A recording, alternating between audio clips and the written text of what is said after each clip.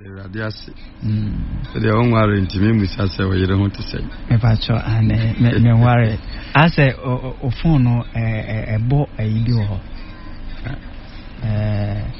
Okay. Matthias. My year from. All right.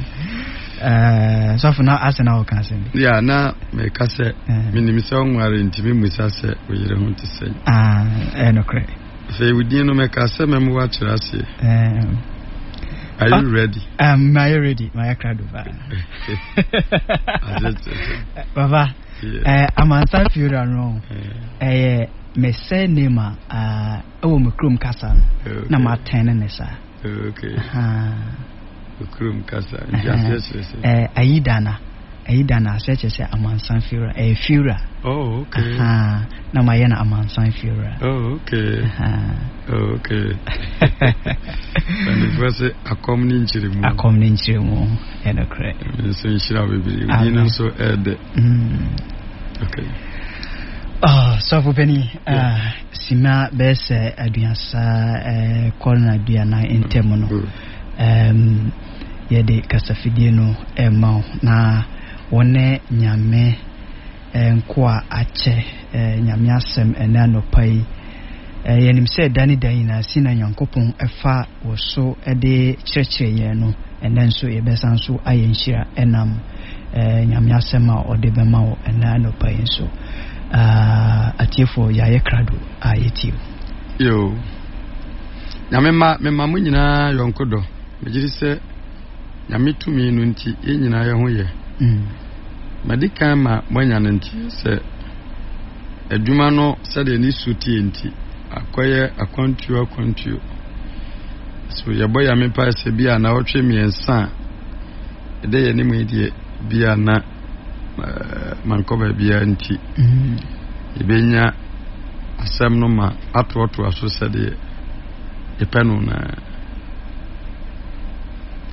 anopai so yabeda nyame ase Mama Yamompae Osoro hini nyame Yadawase Iwaye kamfo ni yeshewa ni mwenyamso Wadomu nunti na umaye tinkwamwa yenyu yesa Nopa yadi ya hon shaunsa Yebie trese mwi Ura esro frisuru musu na bedomiye Mayo wase munti asiye Yitimi ndi abobratwen ukozise obeba O Yesu dimu. Amen. Bese na woche mienu ya atwamu yi. Menemo ahye adesua bi ase a Yesua confusions a bonsam pese odeba nyamesom to distort the word of God. Na nyame asem a ema nkwa na eyen nipa matene no.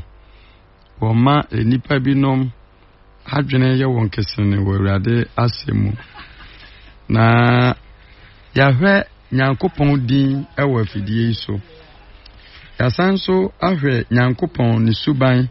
ewo afidie so ene yehwe adiyi nkomhye ene odifuo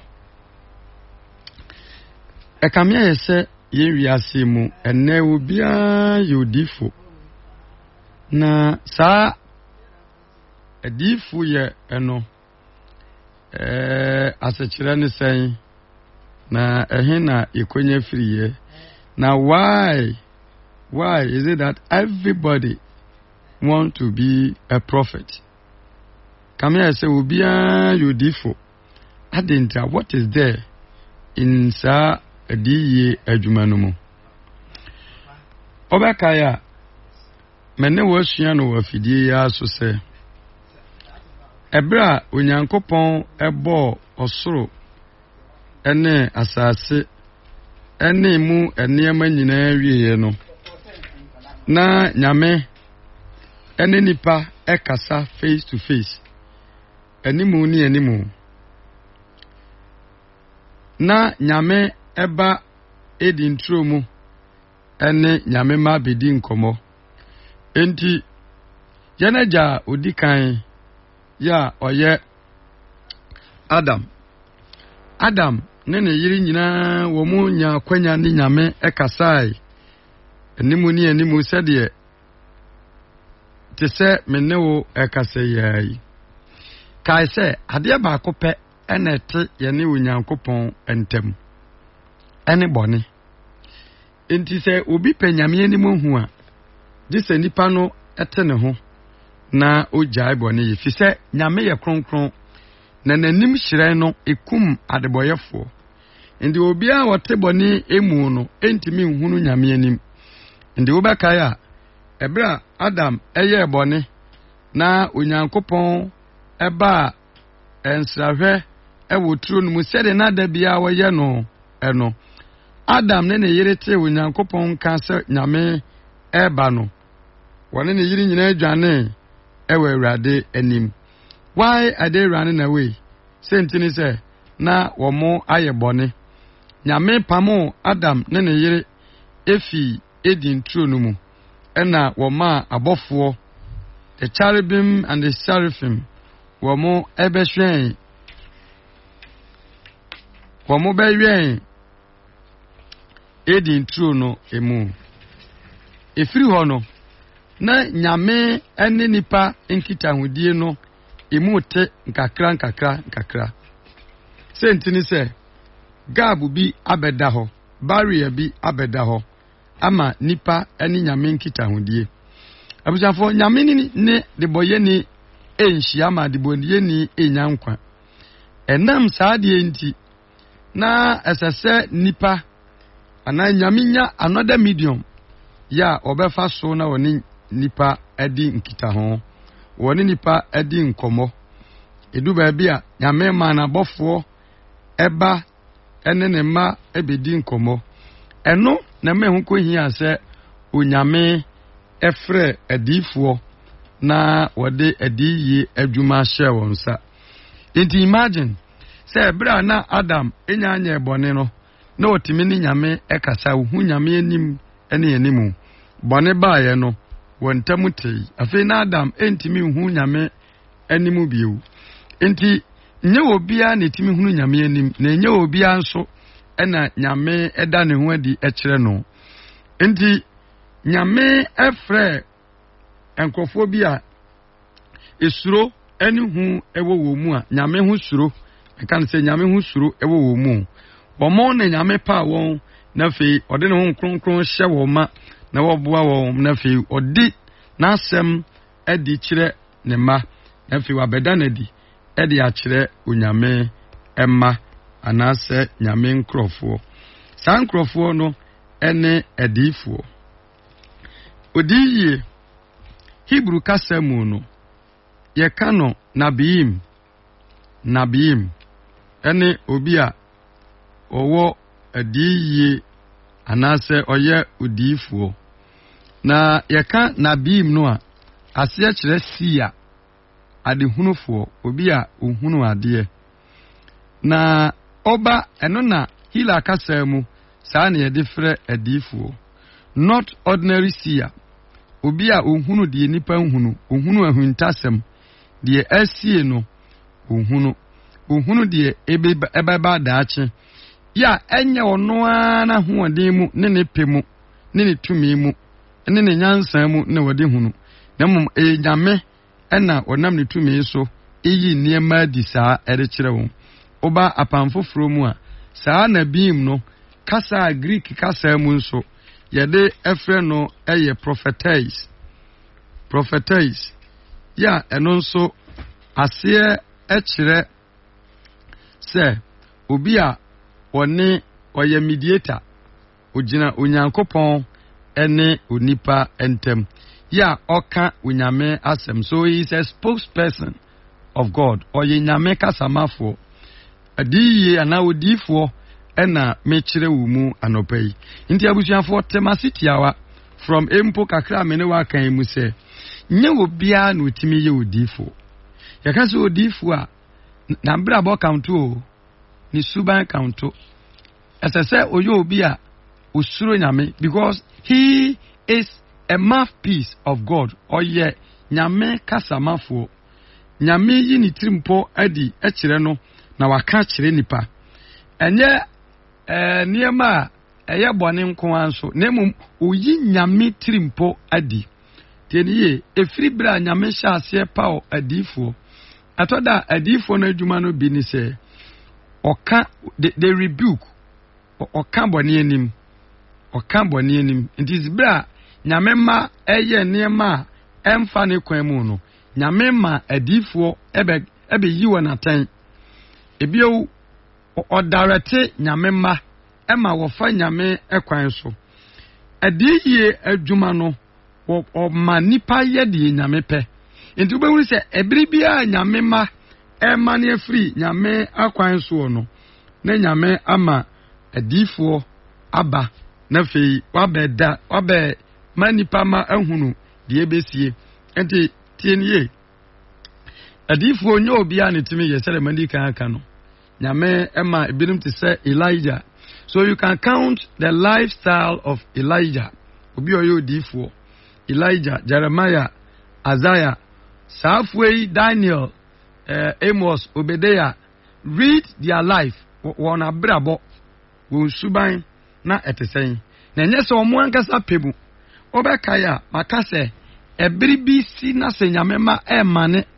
afiri nyame kwan so a eho ene nyame ma adifo oba na fei obe twe nipa ma adwene esi nyame so biu na mamane a eda won animu a ebeto won no nyame ayi won afiri mu ndi obekaya maka no ha ma chere fidie ya so ebre ohene Ahab ebedi ade wo Israel no ode Israel man ekọ abosomsom mu no ena nyame ma odifo Elijah baaye nti Elijah dwuma obeyeye ene se obetwe ohene Ahab adwene si nyame esobiu ema Israel man no a na nka omukọ no mumfa mu no wo mo ani ba wo ho sobiu nyase obi a na ebo ne ho difo Elijah nyame honhom a na ewo no so no ode tete Elisha Elisha didi ne nan ase esua subanpa esua kwan ye fa so kasa esua abrabopa won tade hye won bi biara Elisha esua firi Elijah eho nti Elisha so ebeto aso bra Jehu eno so oba ye bedi Israel man no so no no so ma Israel man no eye niema etie nyame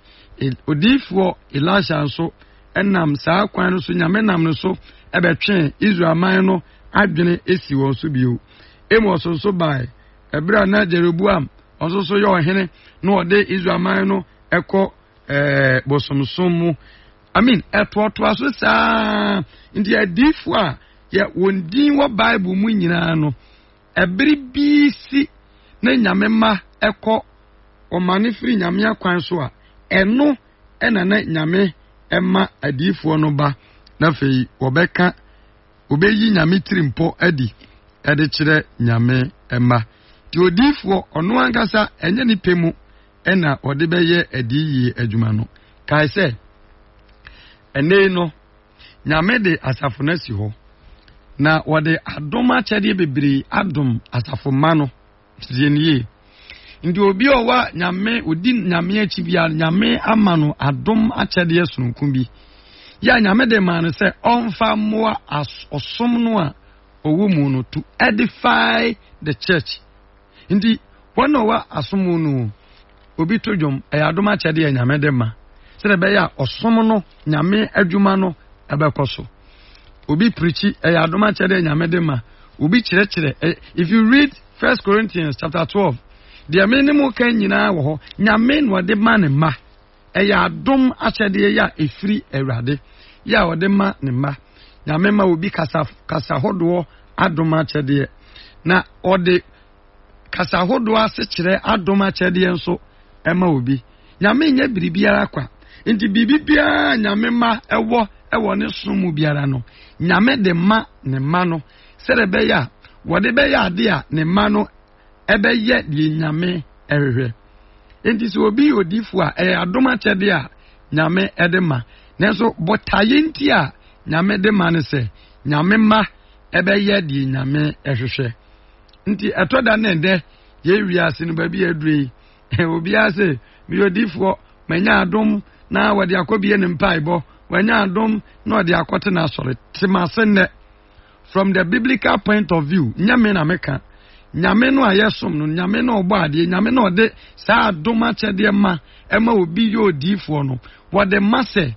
ye de ka bone anim ye de twe nipa adwene esi nyame so ye de tufo ye de kyerɛkyerɛ adoma chede ye adi yi adoma chede no saa botaye nti ena na nyame de ma enye se ye mfa nkwantem paibo obi betima wa asɔre ni mo onye odifo ba nyame de ayaresa adoma chede e de ama no onye odifo obi ewa adoma chede e de kan tongues nyame na de ama no onye odifo nti tieniye nenne bonsama ma nyame som no bonsama ma na ye bibi wonwonan ya nipa ye hu ye ni so nenne nipa susu se obi asɔre a na obɔ ne hu difo kan ana twere ebere ni nti bia me nya kwan kan ni nyina nti twere 1 Corinthians chapter 2 from verse 1 we dey kan ni nyina obehunu saa ne ma me no kan and then Ephesians chapter 4 Ephesians 4:89 nyame no de saa doma chede no edema na odema serebe ya nyame ma ebeye de nyame ehwehwe it is how ya dwumtuni amfa ho ho se me na metodwom se wo kyerɛkyerɛ mfa ho ho nyame no de ama wo to edify the church serebe ya asafo no a yewo mu no ebekoso ne nyame ma aye adetenene enti se nyame ama I want to dwell on prophecy commission anase adiye ana odifo eno na mepese metwem nipa ma adwene si so nne bebere se ntini se eno na eya kamya se obi ayodifo na edi biebie nsore edi tumfuturo edi go nipa ni hwan na odifo na hwan po na obetimi ayodifo indi se yakasa obi odifo a ne spiritual life ne hunhum abrabo no is very paramount na se idine da no so keke osase oye obi a ono ankasa onim nyame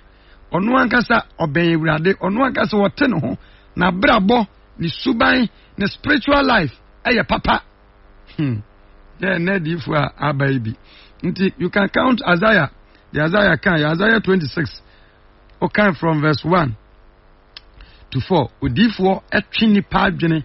esi honhom nyini eso serebe ya obenyini wo nyame emu obenyini wo nyame asemu eno ne adi ye adwuma efise Isaiah nom Jeremiah nom Daniel nom Obadiah nom Amos Hosea sa adwuma we na nyame de ma won se wonye na Yesu no so sa adwuma we na obeyeye enti obiara oye odifo obiara oye nyame kasamafo no oka nyame etirimu adwene o ma nyame ma enyini wo nyame asemu afei 1 John chapter 1 verse 9 1 John chapter 1 verse 9 1 John chapter 4 verse 4 chapter 5 verse 4 1 John chapter 5 verse 4 Acts chapter 2 verse 38 asomafo ma no etimi enu gichemu aduasan wotwe then John chapter 3 verse 5 John chapter 3 verse 5 and then 1 Thessalonians chapter 5 verse 17 abusiafo de menemo kan nyina ye se obi si oye odifo a esese ono ankasa onyiri ewo nyame asemu nya obi a ena oye odifo the nipa no the intellectual development esese na adwene mu edore nti ye fa se tete ho no ye kase obi odifo a they train him near school of prophet obi oyo odifo anyame afre no Daniel nom ibinum opeso be yo odifo wodidi wonanan ase osua wo suban osua wo na brabo osua wo nkasa osua wo nantie sua ne ma pa oye wo mu kai se Daniel oye nyame difo nti ebra ohene Nebukadnezar sha mra na oye ohoni se yensom no what did Daniel do ede na Daniel yoye ka se yetie nyame mom esene nipa ndidi nyame aka no eno na Daniel de ye adwuma Daniel wesesase nyame mra eno na nsam etosomienu ye nyame ka se maye nkoto ohoni Daniel de ye adwuma na wa wo odifo nyame mra how do you treat it how do you take it say na wo de ye adwuma ndi obi odifo a ne intellectual development ehia kwanya ofaso eye ne niema kwanya ofaso enyini kwanya ofaso nya nteteye ede ye adwuma no ehia nyese obi asori a wabɔ ne ho diifo na wode tete manchoa eka nipa nsuma yemu nsam saa na da na yeye pese mbisa o saa na Hosea saa na Obadiah saa na Jeremiah saa na Ezekiel saa na Elijah saa na Elisha eyeye ni obi odiifo afatoto de mene wo eka na no pai ho ye toso mienu ne intellectual life ma quotation Deuteronomy chapter 4 verse 1 to 6 then Proverbs chapter 1 verse 1 to 9 obi so ye odiifo a hwe kwan of aso nya ne nteteye ne kasaye mu ehia ne physical body ne physical body obi odiifo a ne honam anase na appearance it count is very paramount ne hia ehia papa Proverbs chapter 17:22 and then 1 Corinthians chapter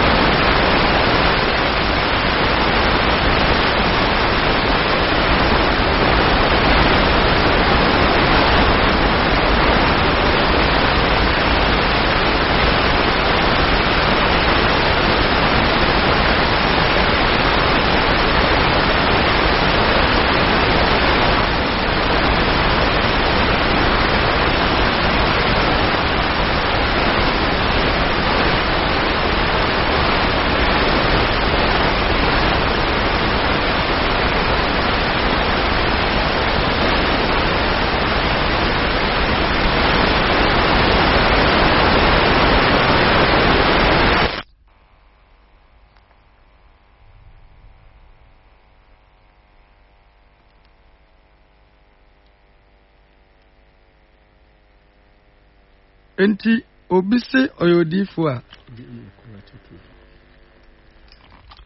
the physical body ehia na appearance na ntade hye eno so eka ho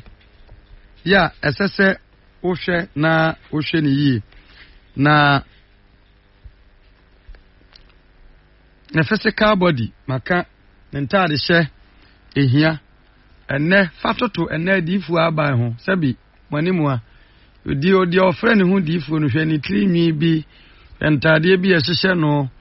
hwe de wi a wasi aye nanim de obi kura pon ne nipadua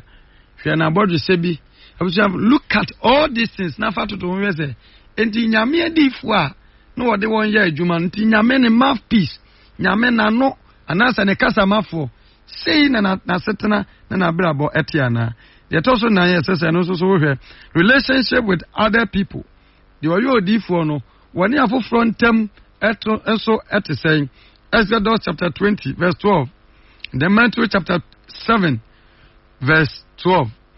Obi odiifo a enema weni nyina hia oni afo fro ayonkofa at saying atoda afato to enadiifo aban ho.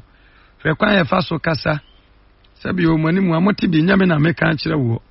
Timidi nipa tem krato de edi mpanifo di matem ebobodua kanomensem may God have mercy. Ewrade hu ye mobo ede na ewura nyamesom yi de na ewura nyamesom yi sa na nyame adifo kasa fatoto ho na hwade then his business matters obi odifo a na djuma oye is very paramount. Leviticus chapter 19:35 and 36. And then Matthew chapter 3, 8 to 12. Then 1 Corinthians chapter 6, verse 7. Na djuma wa ye hia ubu nkrofo fa so fro ho odifo. Ewrade hu ye mobo. Ubu nkrofo fa so adwuma mu fro ho se nyame honhom wo so. I am sorry. Enye nyame honhom na ye wo so aye honhom fi. Aye honhom fi ni honhom bone. Aye obonsam tumi. Ka se bre nyame to obonsam firi soro. Eto no twene asase isu no oto na bofo a ka ne ho nyina agui ti na bofo no bi wo nnuam ebi wo nsuom ebi wo wiem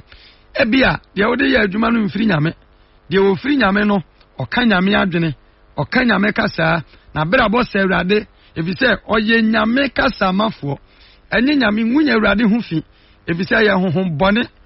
na ede wo eye adwuma nya sa na odi ye adwuma no etie Bible ama yesusudua enan bia so bi se oyodifo a ye de sono hwe ehunu se ampa oyodifo na test of a prophet obi so oyodifo a me ma woni ma nan a faso no hwese oyodifu ampa na. Number 1 was say the law and the testament, the law and the testament. And someone or canon as I say any nyame mra ekope tien yo difu no ne someone or canon as I say any nyame mra nsem du no ekope. Deuteronomy chapter 13 verse 1 to 5. Deuteronomy chapter 13 verse 1 to 5. And then Isaiah chapter 8 verse 20. Tienye. So be friend who odifu no na di yi a wode ma no. Ese se twini pa adwini si nyame mmra nsem du so. Saa na Daniel ye o. Saa na Jeremiah, Ezekiel, saa na omu nyina ye Elijah nom, saa na omu nyina ye bra nipa tietie nyame mmra so no. Nyame ma na difuo etwe nyame ma adwene esi onyame mmra so. Enti di oyo difuo no hwene nsem a woka fatoto nyame mmra nsem du no ho se ene no kope ene no bo abira anase ene no kope na wo ankasa judge hunu se eye nyame difuo ena yo bonsam honhom bi ena ehye mu ofa mesiro bebre ye very careful fi se nyame aka se Matthew 24 wose ye bre mu asofo boni bebre beba asori boni bebre beba sa na adifo atrofo bebre nso beba nti ye wa atro asori ye wa atro nkyerɛkyerɛ ene ye wa adifo atrofo wo mu nyina ye adwuma ade ma obonsam. Be very careful. Hwɛ ene nipa bebre tete sorry dan ne mpaebɔ ahodo bia bebre ɛsom bonsam but wonim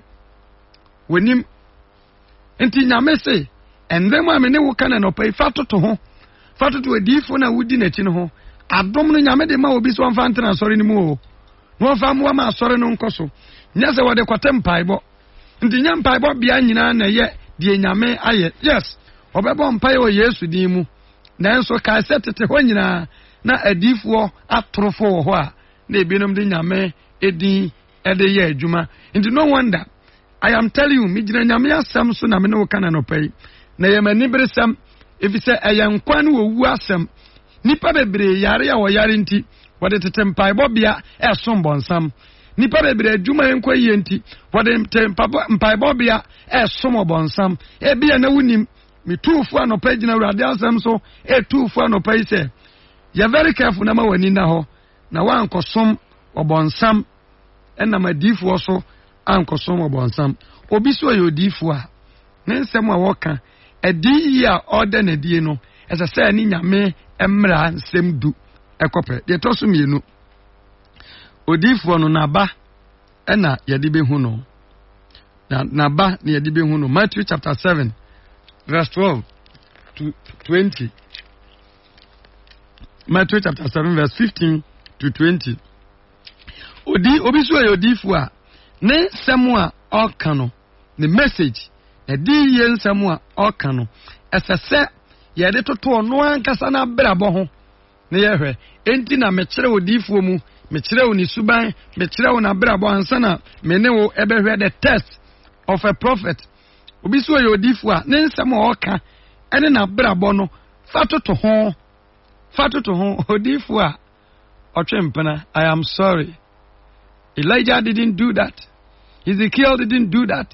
Jeremiah didn't do that. Daniel didn't do that. And Jesus Christ himself didn't do that.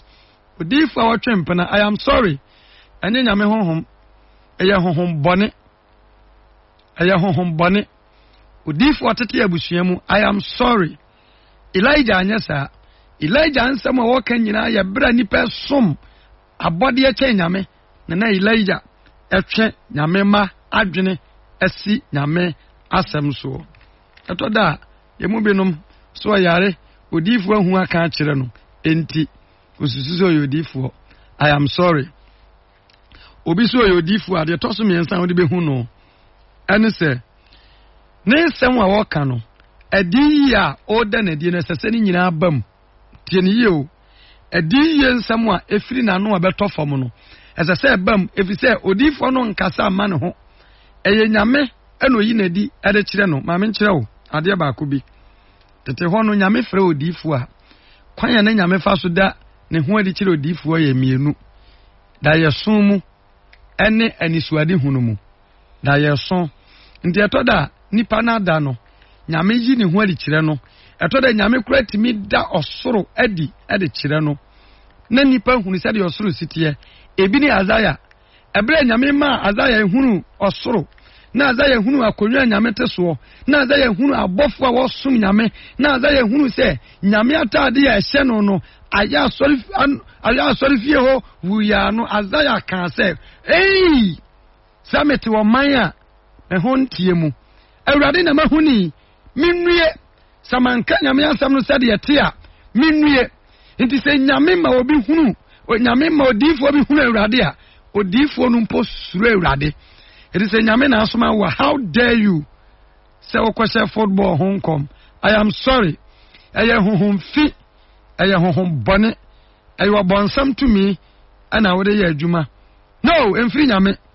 If you say Isaiah didn't do that, say nyame you ni ho adi kire wa, o kan bone anim. Na won kwase nkom a ka bi na ebe hwe ase ho nkom. Da bi nya sa na nyame eye na ade. O kan bone anim Emanipa nyankwa. Deuteronomy chapter 18 verse 21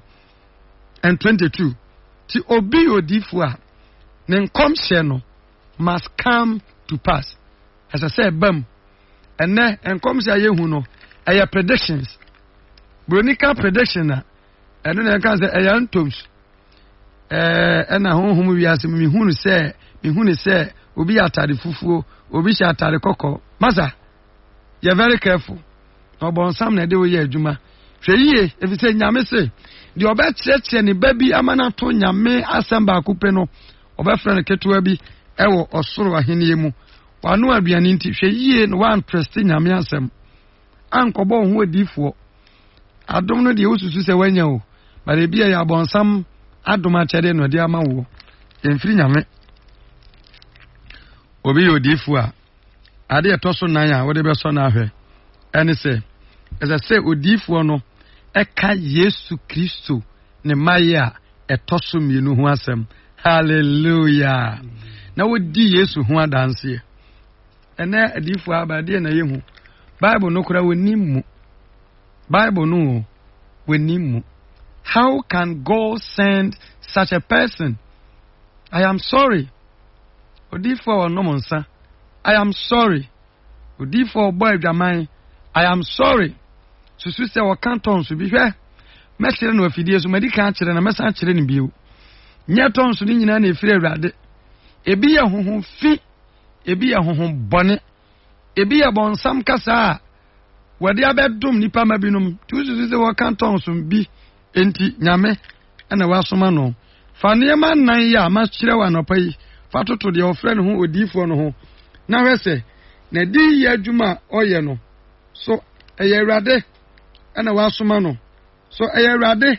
ana ode na asem ahye ne mu. So eye awurade ana oya ne kasamafo ana se oye obonsam kasamafo. Anopai de nyame ka cha me ne wo anopai ni se hweyie na bonsam de oseye de binom ekọ oseye mu. Enti na nyame bie wani na wama wani ada ho. Ti anopai ensem amene wo kan nyina ne se atro difu adoso mpaibo bia hodo amotiti mu no munya very careful. If say nyasa na nyame de na adom achede ne ma obi onte mpaibo ofa wo yare na ho to wan kire se wungu enkire se wungu enti se nyame nam obi so ma ho to wa obi kura te mi teten hahama nyame no de ma e ya adom achede ye nyame de ma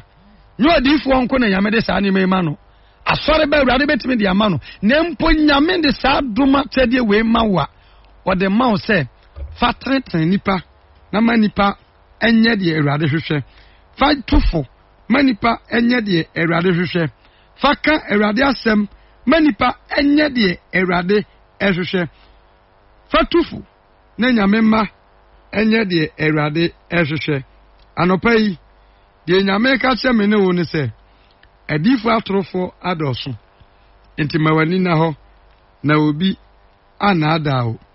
ya kasa obi yodifo a me pesa we the functions of a prophet. Odifo adwuma poten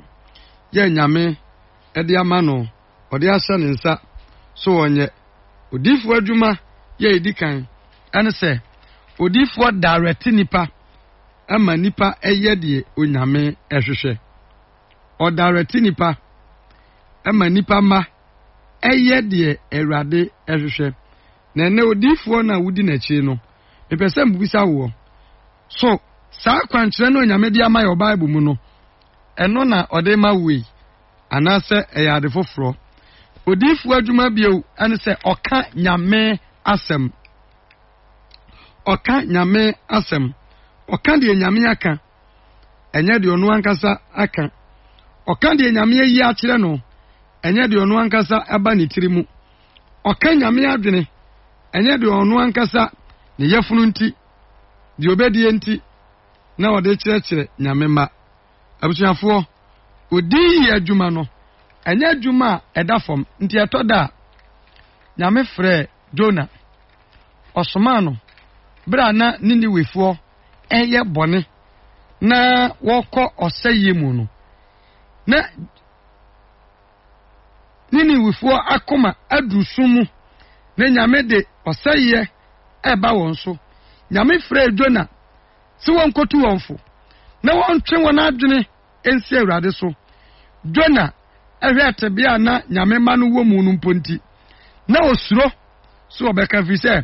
etoda na obi koyi atanya na ne nkwa edansane mu kai Daniel